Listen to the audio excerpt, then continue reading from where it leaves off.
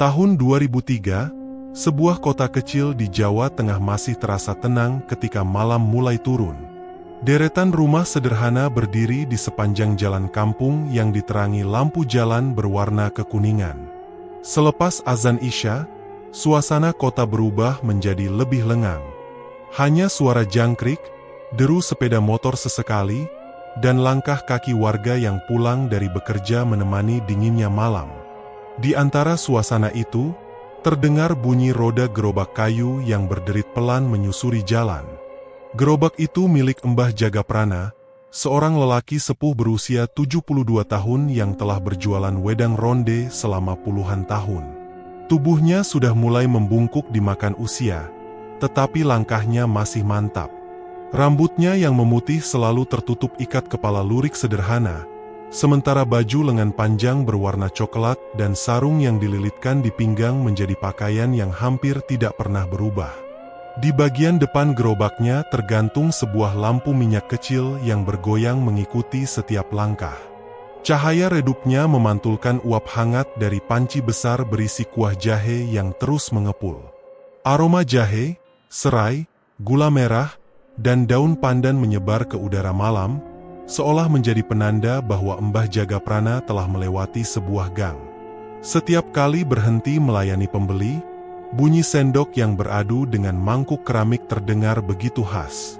Suara kecil itu telah menjadi bagian dari kehidupan warga selama bertahun-tahun. Ronde hangat, ronde jahe. Serunya dengan suara pelan namun jelas. Anak-anak yang sedang bermain di teras rumah sering berlari menghampiri gerobaknya, sementara para orang tua memilih menikmati semangkuk wedang ronde sebelum beristirahat. Tidak sedikit pula pengemudi becak, satpam, dan pekerja malam yang sengaja menunggu kedatangannya. Mbah Jagaprana dikenal sebagai sosok yang ramah. Ia tidak pernah membedakan pembelinya.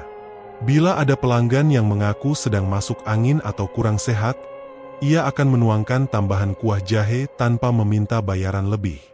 Minumlah selagi panas. Badanmu akan lebih ringan besok pagi, ucapnya sambil tersenyum. Kebaikannya membuat hampir seluruh warga mengenalnya sebagai penjual wedang ronde yang sederhana dan tulus. Namun, tidak ada seorang pun yang mengetahui rahasia terbesar dalam hidupnya. Jauh sebelum menjadi penjual ronde keliling, Mbah Jagaprana pernah berguru kepada kakeknya sendiri, seorang penjaga ilmu leluhur yang diwariskan turun-temurun. Ilmu itu dikenal dengan nama ilmu rawa rontek. Berbeda dengan berbagai ilmu hitam yang sering diperbincangkan masyarakat, ilmu rawa rontek bukanlah ilmu untuk menyerang ataupun mencari kekayaan. Ilmu tersebut hanya boleh digunakan untuk melindungi orang yang tidak bersalah dari gangguan gaib, kutukan, maupun santet. Selama puluhan tahun, Mbah Jagaprana memilih menyimpan kemampuan itu rapat-rapat. Baginya, semakin sedikit orang yang mengetahui, semakin kecil pula godaan untuk menyalahgunakannya. Karena itulah ia menjalani hidup sederhana sebagai penjual wedang ronde. Di antara sekian banyak pelanggan, ada seorang pria yang hampir setiap malam mampir ke gerobaknya. Namanya Rangga Wicaksana, pria berusia 31 tahun yang memiliki toko bangunan kecil di pinggir pasar kota. Wajahnya selalu tampak lelah sepulang bekerja, tetapi senyumnya tidak pernah hilang ketika menyapa Mbah Jagaprana. Seperti biasa, "Mbah, yang banyak jahenya," katanya sambil duduk di bangku kayu dekat gerobak. "Kalau terlalu banyak jahenya nanti tidak bisa tidur," jawab Mbah Jagaprana sambil terkekeh. Rangga hanya tertawa kecil. Beberapa bulan terakhir, usaha toko bangunannya berkembang cukup pesat. Semakin banyak proyek perumahan baru membuat tokonya ramai didatangi pembeli. Bahkan beberapa tukang bangunan dari desa sebelah mulai menjadi pelanggan tetapnya. Meski demikian, Rangga tetap hidup sederhana. Ia tidak pernah menyombongkan keberhasilannya kepada siapapun. Baginya, rezeki adalah hasil kerja keras dan doa. Sayangnya, tidak semua orang memandang kesuksesan itu dengan hati yang lapang. Di balik ramainya usaha Rangga, muncul rasa iri dari beberapa pesaing yang mulai kehilangan pelanggan. Bisik-bisik tentang keberuntungan Rangga semakin sering terdengar di warung kopi. Ada yang menganggap usahanya terlalu cepat berkembang, ada pula yang diam-diam menyimpan dengki. Namun, Rangga sama sekali tidak mengetahui hal tersebut. Baginya, malam itu hanyalah malam biasa. Ia menikmati semangkuk wedang ronde sambil berbincang ringan dengan Mbah Jagaprana mengenai cuaca dan pekerjaan. Setelah mangkuknya hampir kosong, Mbah Jagaprana tanpa sengaja mengangkat pandangan ke arah belakang tubuh Rangga. Seketika senyum di wajahnya memudar. Di belakang Rangga berdiri sesosok bayangan hitam yang sangat tinggi. Wujudnya samar, seolah tersusun dari kepulan asap pekat. Sepasang mata merah redup menatap lurus ke arah Mbah Jagaprana tanpa berkedip. Tidak seorang pun di sekitar mereka menyadari kehadiran sosok itu. Hanya mata batin Mbah Jagaprana yang mampu melihatnya. Ia menarik napas perlahan agar tidak membuat Rangga panik. Dalam hati, ia memahami bahwa bayangan seperti itu bukanlah arwah biasa. Kehadirannya selalu menjadi pertanda bahwa seseorang sedang diincar oleh kekuatan ilmu hitam.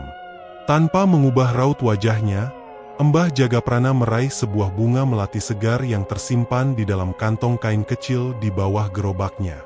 "Rangga," katanya pelan. "Iya, Mbah. Bawa bunga ini pulang. Simpan di ruang tamu rumahmu. Jangan dibuang sebelum layu dengan sendirinya." Rangga menerima bunga itu sambil tersenyum bingung. "Hanya bunga melati?" "Iya. Simpan saja. Anggap hadiah dari orang tua." Tanpa banyak bertanya, Rangga mengangguk lalu memasukkan bunga itu ke dalam saku bajunya. Ia berpamitan dan berjalan pulang melewati jalan kampung yang mulai sepi. Mbah Jagaprana terus memandang hingga sosok Rangga menghilang di tikungan. Tak lama kemudian, angin malam yang semula hangat mendadak berubah sangat dingin. Daun-daun pohon terembesi bergoyang tanpa arah, sementara api lampu minyak di gerobaknya bergetar hebat. Mbah Jagaprana memejamkan mata sejenak. Dari arah selatan, ia merasakan embusan hawa yang begitu pekat, membawa aroma tanah basah bercampur bunga Kamboja yang menusuk hidung. Hawa itu tidak asing baginya. Selama puluhan tahun, ia hanya merasakan pertanda seperti itu ketika ada seseorang yang menjadi sasaran santet. Ia membuka mata perlahan. "Waktunya telah tiba," gumamnya lirih. Dengan tatapan penuh kewaspadaan, Mbah Jagaprana menyadari bahwa seseorang di kota kecil itu sedang berada dalam bahaya besar, dan malam-malam yang tenang tidak akan berlangsung lama lagi. Beberapa hari telah berlalu sejak Mbah Jagaprana memberikan setangkai bunga melati kepada Rangga. Kehidupan di kota kecil itu masih tampak berjalan seperti biasa. Toko bangunan milik Rangga tetap ramai didatangi pembeli, sementara Mbah Jagaprana tetap mendorong gerobak wedang rondenya setiap malam menyusuri ganggang yang sama. Namun, di balik rutinitas yang terlihat tenang, sesuatu mulai berubah secara perlahan. Perubahan itu pertama kali dirasakan oleh Rangga sendiri.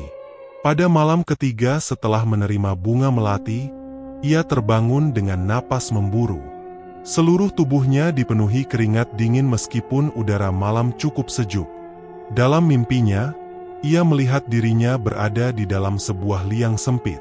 Tanah merah perlahan menimbun tubuhnya dari kaki hingga dada, sementara dari atas terdengar suara orang-orang yang terus menyekop tanah tanpa memperlihatkan wajah mereka. Rangga berusaha berteriak meminta tolong, tetapi suaranya seolah tertahan di tenggorokan. Saat tanah hampir menutup seluruh wajahnya, ia melihat sepasang mata merah mengawasinya dari tepi liang. Sekejap kemudian ia terbangun. "Astaga!" gumamnya sambil memegangi dada. Ia menganggap mimpi itu hanya akibat kelelahan bekerja. Namun, mimpi yang sama kembali datang keesokan malam, bahkan terasa jauh lebih nyata. Aroma tanah basah, hawa dingin, hingga suara sekop yang menghantam tanah seolah benar-benar ia rasakan. Sejak saat itu, setiap malam tubuh Rangga mendadak kehilangan tenaga. Ketika matahari mulai tenggelam, kepalanya terasa berat, kedua bahunya pegal, dan seluruh badannya seperti dipenuhi beban yang tidak terlihat. Pada siang hari ia tetap mampu bekerja seperti biasa, tetapi menjelang malam kondisinya terus menurun. Istrinya, Dian Puspitasari, mulai merasa khawatir melihat perubahan tersebut. Ia beberapa kali memaksa Rangga memeriksakan diri ke puskesmas, lalu ke dokter di kota. Semua hasil pemeriksaan menunjukkan hal yang sama. Tekanan darah normal, jantung juga baik, tidak ada tanda penyakit serius, kata dokter sambil menyerahkan hasil pemeriksaan. Rangga pulang tanpa jawaban. Keanehan berikutnya muncul 2 hari kemudian. Pagi-pagi sekali, Dian membuka pintu rumah untuk menyapu halaman. Saat itulah ia terkejut melihat segumpal tanah hitam bercampur beberapa paku kecil dan rambut manusia tergeletak tepat di depan ambang pintu. Astagfirullah. Ia segera memanggil Rangga. "Ada apa?" tanya Rangga sambil keluar. Dian menunjuk benda-benda itu dengan wajah pucat. "Aku tidak tahu siapa yang meletakkannya." Rangga hanya mengerutkan dahi. Ia mengambil sapu lalu membuang semuanya ke tempat sampah. Ia mencoba berpikir logis dan menganggap mungkin ada orang iseng yang sengaja mengganggu keluarganya. Namun, kejadian serupa terulang keesokan harinya. Bahkan jumlah paku yang ditemukan semakin banyak. Sejak saat itu suasana rumah berubah menjadi tidak nyaman. Menjelang tengah malam, kursi di ruang tamu beberapa kali bergeser sendiri, padahal seluruh anggota keluarga sedang berada di kamar masing-masing. Gelas yang sebelumnya berada di atas meja tiba-tiba ditemukan di dapur. Lemari kecil di ruang makan sering terbuka tanpa ada seorang pun yang menyentuhnya. Tidak ada suara langkah kaki. Tidak ada tanda pencuri. Hanya perpindahan benda-benda yang sulit dijelaskan. Rangga mulai mencoba berjaga hingga larut malam. Namun setiap kali ia menunggu, tidak pernah terjadi apapun. Anehnya, ketika ia tertidur dan bangun keesokan pagi, barang-barang di rumah sudah kembali berpindah tempat. Gangguan itu semakin membuat seluruh keluarga gelisah. Suatu sore, putri kecil Rangga yang baru berusia 7 tahun, Nayara, menghampiri ibunya dengan wajah ketakutan. "Bu." "Iya, Nak." Tadi ada ibu-ibu rambutnya panjang di dapur. Dian menghentikan pekerjaannya. "Ibu siapa?" Dia berdiri dekat kompor. Bajunya hitam. Waktu Nayara lihat lagi, dia sudah hilang. Dian segera memeriksa seluruh dapur. Tidak ada siapapun di sana. Ia mencoba menenangkan putrinya dengan mengatakan bahwa mungkin Nayara hanya salah melihat. Meski begitu, kegelisahan mulai menguasai pikirannya. Cerita mengenai keanehan di rumah Rangga perlahan menyebar ke lingkungan sekitar. Beberapa tetangga mengaku mendengar suara benda jatuh dari rumah itu setiap tengah malam. Ada pula yang mengatakan sering melihat bayangan gelap berdiri di dekat jendela ketika melewati rumah selepas salat Isya. Sebagian menganggap keluarga Rangga sedang mengalami gangguan makhluk halus. Sebagian lagi memilih diam, enggan ikut campur. Sementara itu, Rangga mulai mengingat ucapan Mbah Jagaprana beberapa malam sebelumnya. Bunga melati yang diberikan sang kakek ternyata belum juga layu meskipun sudah hampir seminggu diletakkan di ruang tamu. Perasaan tidak tenang akhirnya mendorongnya mengambil keputusan. Malam itu, setelah menutup toko lebih awal, Rangga mencari Mbah Jagaprana yang sedang berhenti di bawah pohon trembesi dekat pertigaan kampung. "Mbah," panggilnya pelan. Mbah Jagaprana menoleh dan langsung memahami dari raut wajah Rangga bahwa sesuatu telah terjadi. "Silakan duduk." Tanpa banyak basa-basi, Rangga menceritakan semua kejadian yang dialaminya. Mulai dari mimpi dikubur hidup-hidup, tubuh yang selalu lemas saat malam, benda-benda aneh di depan rumah, hingga pengakuan Nayara yang melihat sosok perempuan berambut panjang. Mbah Jagaprana mendengarkan tanpa menyela sedikit pun. Sesekali ia memejamkan mata, seolah merasakan sesuatu yang tidak dapat ditangkap oleh orang biasa. Beberapa saat kemudian, ia membuka matanya kembali. Wajahmu masih sama, Rangga. Tetapi bayangan di belakangmu semakin pekat. Rangga menelan ludah. Mbah, sebenarnya apa yang sedang terjadi? Dengan suara tenang, Mbah Jagaprana menjawab, kamu bukan sedang sakit. Kamu sedang menjadi sasaran santet kiriman. Kalimat itu membuat Rangga terdiam. Seseorang yang menyimpan iri terhadap keberhasilanmu telah meminta bantuan ilmu hitam. Gangguan yang kamu alami adalah awal dari serangan itu. Rangga mencoba mencerna setiap kata yang didengarnya. Apakah masih bisa dihentikan? Mbah Jagaprana mengangguk perlahan. Masih.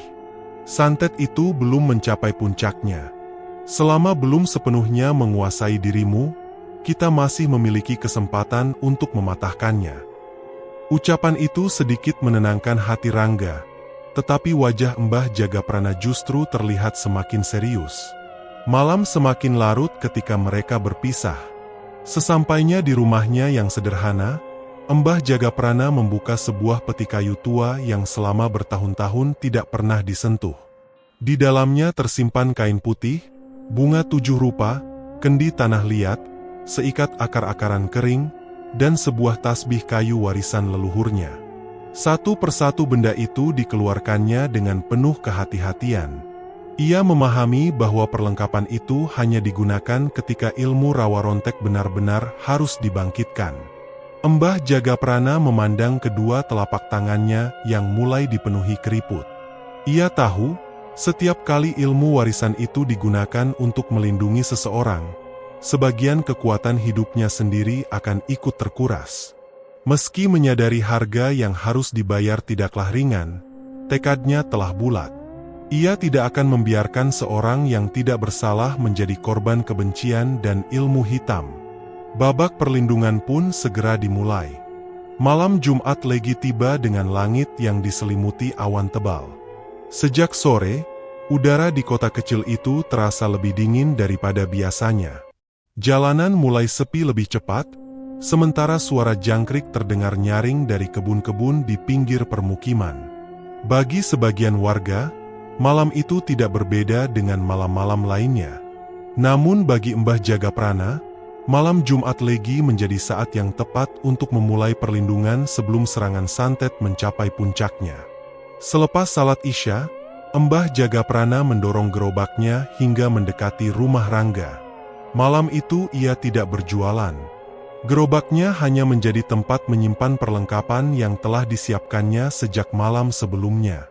Rangga sudah menunggu di depan rumah bersama istrinya, Dian Puspitasari, dan putri mereka, Nayara.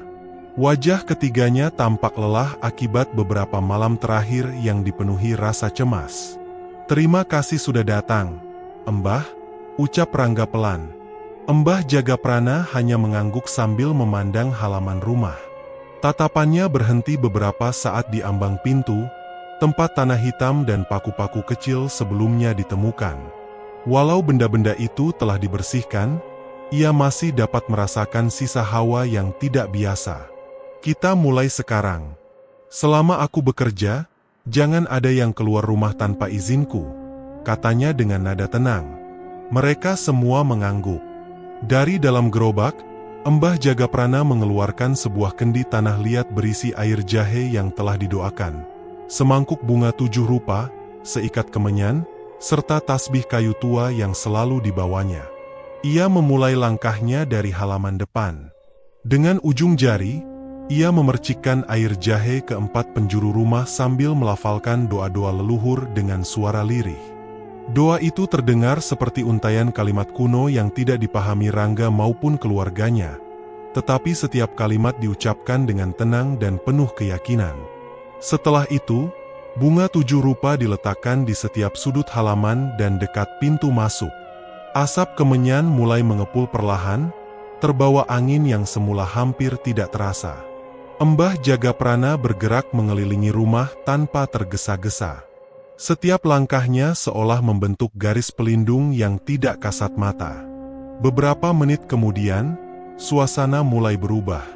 Lampu ruang tamu yang sejak tadi menyala stabil mendadak berkedip-kedip. Cahayanya meredup, lalu kembali terang beberapa kali. Dian refleks memegang tangan Nayara. "Listriknya kenapa?" bisiknya. Rangga melihat keluar jendela. Rumah-rumah tetangga masih tampak terang seperti biasa. Hanya lampu di rumah mereka yang mengalami gangguan.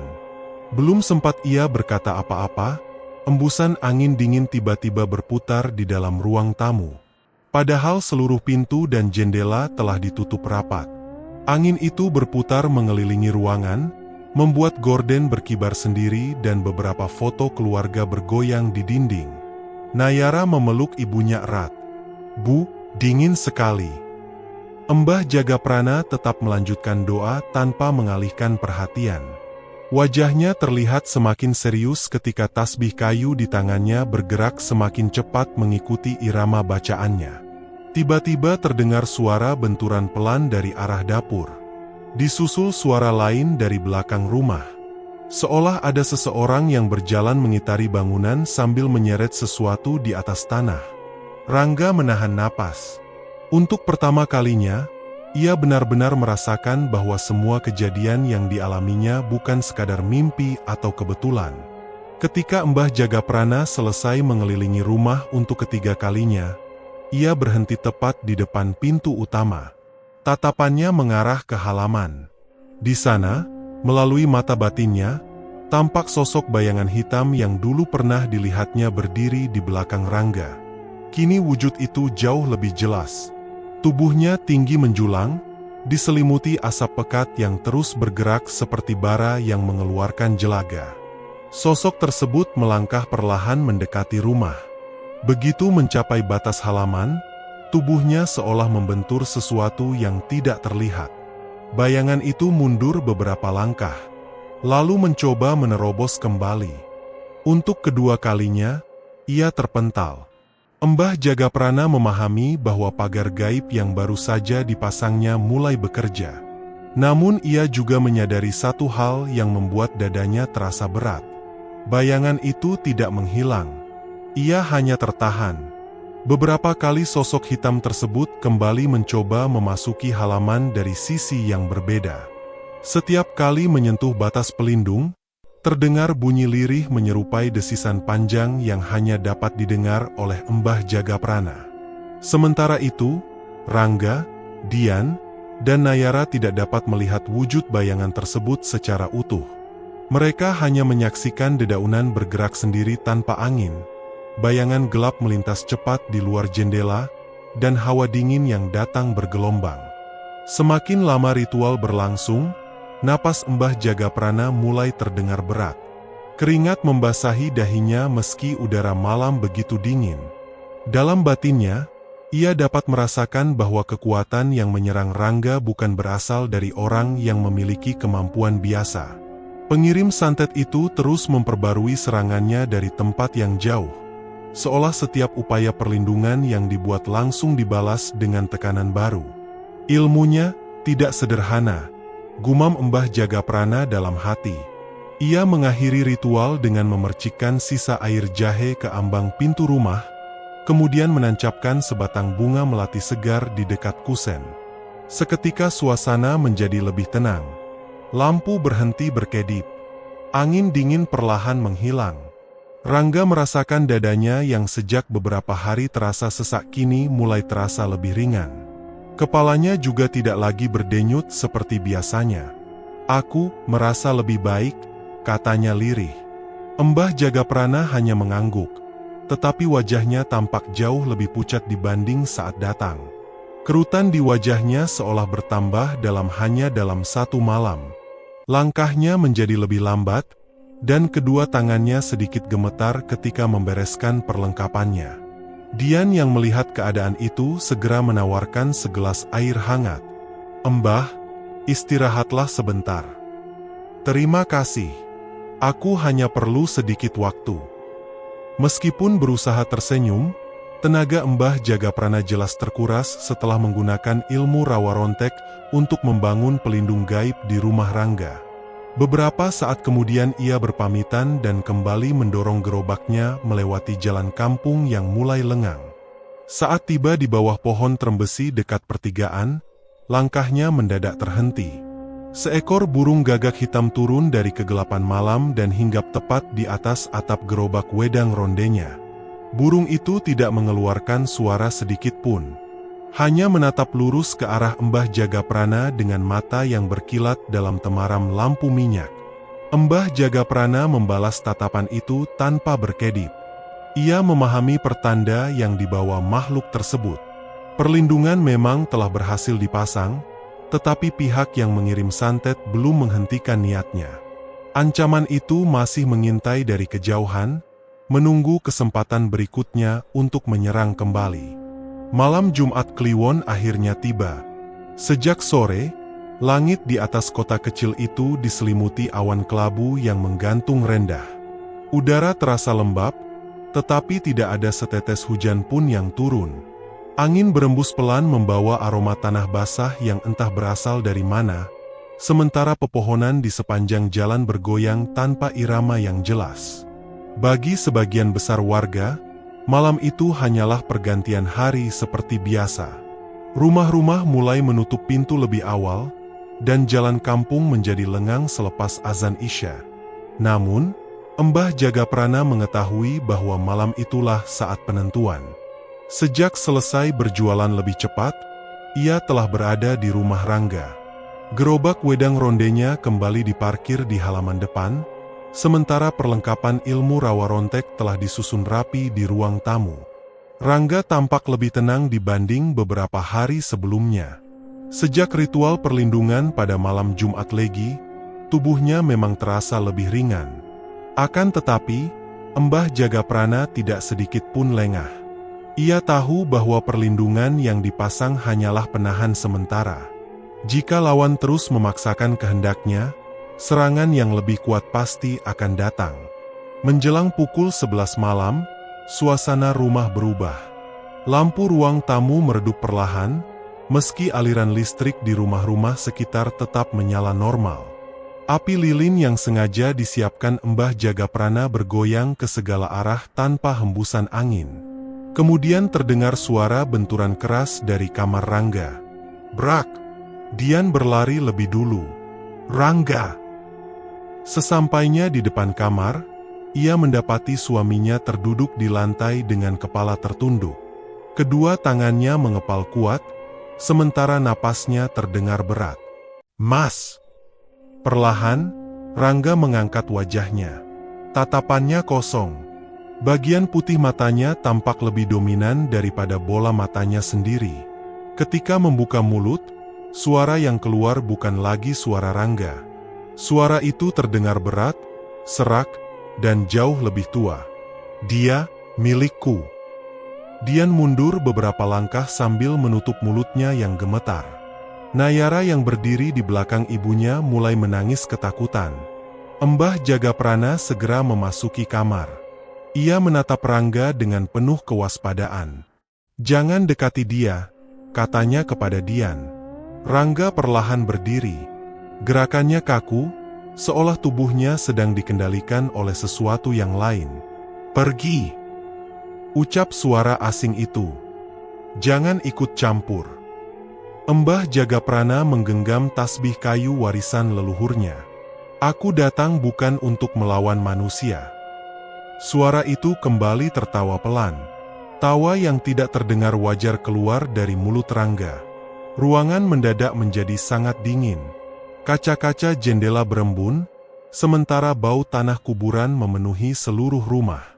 Mbah Jagaprana menutup mata sejenak. Ia memahami bahwa inilah puncak serangan santet. Tanpa membuang waktu, ia duduk bersila tepat di hadapan Rangga. Dengan suara mantap, ia mulai melafalkan doa-doa yang selama puluhan tahun hanya disimpannya dalam ingatan. Inilah tingkatan tertinggi ilmu rawa rontek. Ilmu yang diwariskan hanya untuk keadaan ketika nyawa seseorang benar-benar berada di ambang bahaya. Mbah Jagaprana mengetahui risikonya. Setiap kalimat yang diucapkannya akan menguras tenaga batin dan sisa kekuatan hidupnya. Namun, ia tidak menunjukkan sedikit pun keraguan. Doa-doa terus mengalun memenuhi ruangan. Asap kemenyan bergerak membentuk lingkaran tipis di sekitar mereka. Tak lama kemudian, hawa di dalam rumah berubah semakin berat. Melalui mata batinnya, Mbah Jagaprana melihat puluhan sosok hitam mulai bermunculan dari sudut-sudut ruangan. Wujud mereka menyerupai bayangan tanpa wajah yang terus bergerak mengelilingi Rangga. Mereka kemudian menyerbu ke arah pagar gaib yang telah dipasang beberapa hari sebelumnya. Satu demi satu mencoba merobohkannya. Lapisan pelindung itu bergetar hebat. Namun setiap kali sosok-sosok hitam menyentuhnya, cahaya tipis berwarna keemasan muncul sesaat, memaksa mereka mundur. Pertarungan itu tidak terlihat oleh Dian maupun Nayara. Yang mereka rasakan hanyalah lantai rumah yang bergetar pelan, suara angin berputar di dalam ruangan, dan pintu-pintu yang berderak sendiri. Mbah Jagaprana tetap melanjutkan doa. Peluh membasahi wajahnya. Napasnya mulai tersengal. Dalam penglihatannya, ia dapat merasakan jalur tipis menyerupai benang hitam yang menghubungkan tubuh Rangga dengan seseorang di tempat yang sangat jauh. Itulah jalur santetnya, bisiknya dalam hati. Dengan seluruh kekuatan yang masih tersisa, Mbah Jagaprana mengangkat telapak tangannya ke arah Rangga. Doa terakhir pun diucapkan. Seketika benang hitam itu bergetar keras, lalu putus. Pada saat yang sama, seluruh sosok hitam yang memenuhi ruangan lenyap seperti asap yang diterpa angin. Suasana rumah mendadak sunyi. Rangga terjatuh ke lantai dan kehilangan kesadaran. Di sebuah tempat terpencil yang jauh dari kota itu, seorang dukun tengah duduk di hadapan sesaji yang tersusun rapi. Di depannya terdapat boneka jerami yang dipenuhi lilitan benang hitam. Ketika benang gaib yang menghubungkan santet itu terputus, seluruh lilin di ruangan tersebut padam bersamaan. Boneka jerami itu jatuh ke lantai. Dukun tersebut terpental ke belakang sambil memegangi dadanya. Ia terbatuk keras, lalu menatap kedua tangannya yang kini bergetar hebat. Ritual yang dijalankannya gagal. Sebagian besar kekuatan ilmu hitam yang selama ini dikuasainya ikut sirna bersama putusnya jalur santet. Tidak ada serangan yang berbalik mencelakainya. Yang hilang hanyalah kekuatan gelap yang selama ini dipeliharanya. Di rumah Rangga, udara perlahan kembali hangat. Bau tanah kuburan menghilang. Lampu kembali menyala normal. Beberapa menit kemudian, Rangga membuka matanya perlahan. Ia tampak kebingungan. "Aku, kenapa?" Dian segera memeluk suaminya sambil menangis lega. "Kamu sudah sadar." Rangga tidak mengingat apapun yang baru saja terjadi. Ia hanya merasakan tubuhnya sangat ringan, seolah beban yang selama ini menekan dirinya telah lenyap. Di sudut ruangan, Mbah Jagaprana mencoba berdiri. Namun kedua kakinya tidak lagi mampu menopang tubuhnya. Pandangannya mulai kabur. Tasbih kayu terlepas dari genggamannya. Tubuh renta itu roboh ke lantai tanpa sempat menahan diri. "Mbah!" teriak Rangga. Suara itu membangunkan beberapa tetangga yang segera berdatangan. Mereka berbondong-bondong masuk ke dalam rumah dan mendapati Mbah Jagaprana terbaring pucat dengan napas yang sangat lemah. Tanpa mengetahui apa yang sebenarnya telah terjadi, para warga segera mengangkat tubuh Mbah Jagaprana dengan hati-hati dan membawanya pulang ke rumahnya. Bagi mereka, lelaki tua itu hanya tampak kelelahan setelah membantu seorang tetangga yang sedang sakit. Tak seorang pun menyadari bahwa beberapa saat sebelumnya, sebuah pertarungan batin telah terjadi dalam keheningan malam, dan pengorbanan seorang penjual wedang ronde sederhana telah menyelamatkan satu keluarga dari ancaman ilmu hitam yang nyaris merenggut nyawa.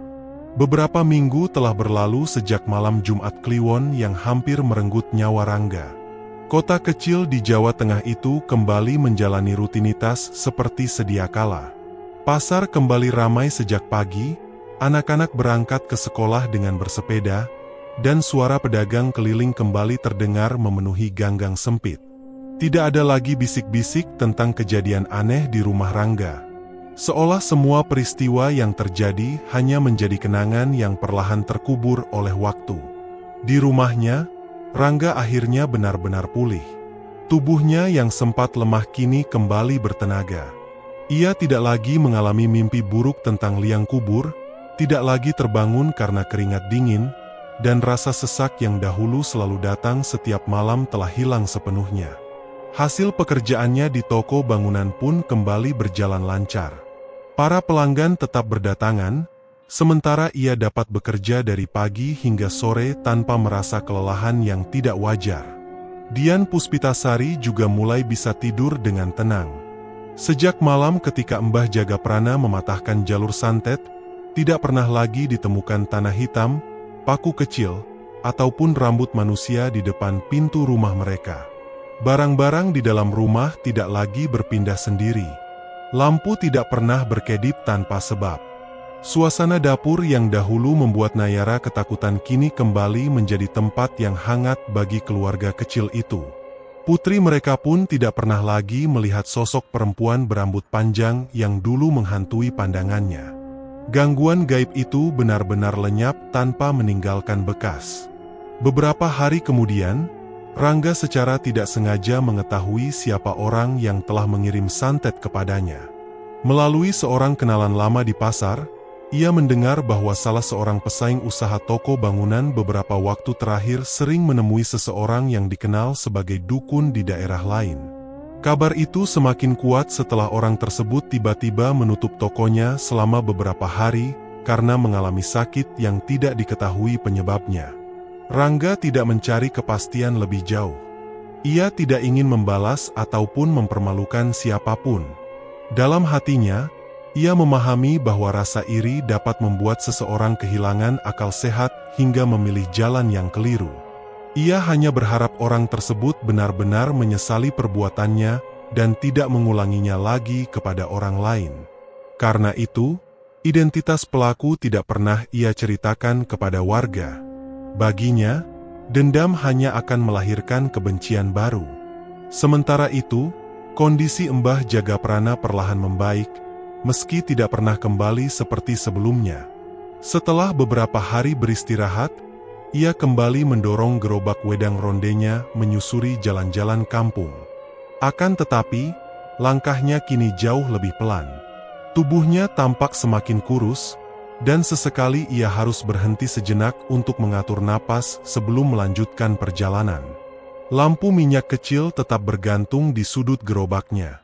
Panci berisi kuah jahe masih mengeluarkan uap hangat yang harum. Suara sendok yang beradu dengan mangkuk keramik tetap menjadi penanda kedatangannya setiap malam. Tidak ada yang berubah dari gerobaknya. Yang berubah hanyalah tenaga pemiliknya. Warga mulai memperhatikan kondisi Mbah Jagaprana. Beberapa di antara mereka bergantian membantu mendorong gerobaknya ketika melewati tanjakan kecil di dekat pasar. Ada pula yang sengaja membeli wedang ronde meskipun baru saja selesai makan malam, sekadar ingin menemani lelaki tua itu berbincang beberapa saat. "Mbah sekarang cepat capek ya?" tanya seorang pelanggan. Mbah Jagaprana hanya tersenyum.